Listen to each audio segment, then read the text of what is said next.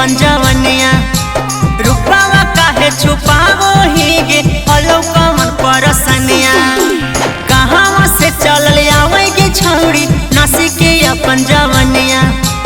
रुपवा काहे छुपावो ही गे हलो कमन परसनिया। गलिए जामुन तोड़े बगनिया छोड़ा ले लेके बिछा के ओढ़निया। गलिए जामुन तोड़े बगनिया छोड़ा ले लेके बिछा के ओढ़निया।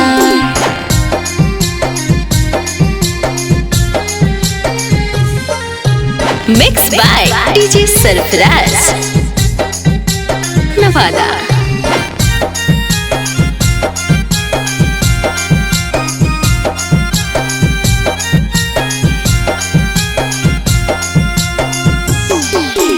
तोरो त मन छौड़ी होतौ जरूर गे तबे त मजा ले लो भरपूर गे।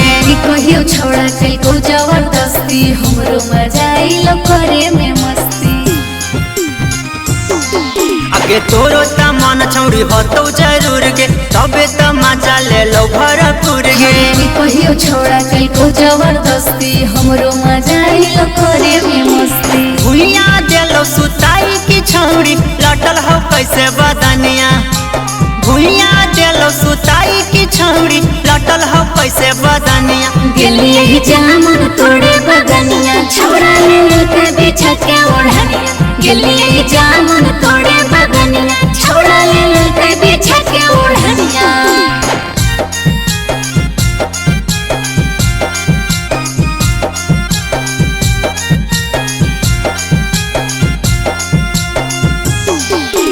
कैसे ही छौड़ी इतना बदतमीज गे कुमार में लुटैली भातार वाला चीज गे। कहियो छोड़ा हलो मजबूरी ले ले को मजा बोलाई के भीरी। कैसे ही छौड़ी इतना बदतमीज गे कुमार में लुटैली भातार वाला चीज गे। कहियो छोड़ा हलो मजबूरी ले ले को मजा बोलाई के भीरी। कौन छौड़ पिलैली गे छौड़ी अपन उठ के पनिया।